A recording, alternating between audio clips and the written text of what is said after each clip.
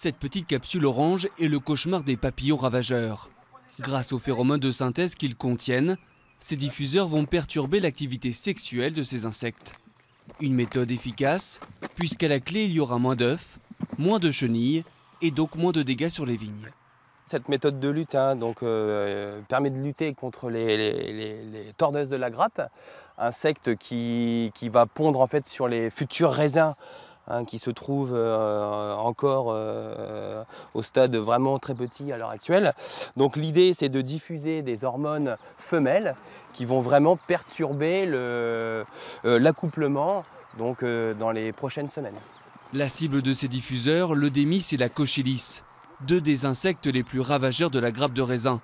Les dégâts provoqués peuvent être considérables.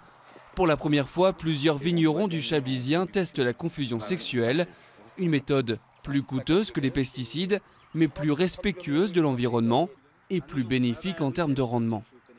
Qui dit perforation, dit des baies touchées par la pourriture grise et un impact sur la qualité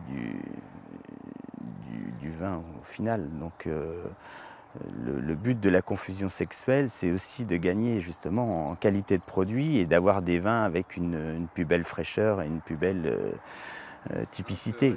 Dans les capsules, quelques millilitres de liquide seulement. Ce produit se diffusera lentement dans l'air jusqu'au vendange. Cette phéromone est mise à l'intérieur du diffuseur et c'est ce qui permet cette diffusion lente et progressive et surtout de façon homogène dans le temps et indépendamment des conditions climatiques, le soleil, la pluie, le vent. Mais pour que le nuage de phéromones soit efficace, les surfaces traitées doivent être importantes. Au total, dès cette année, près de 120 hectares de parcelles seront protégées par cette méthode dans le vignoble chablisien.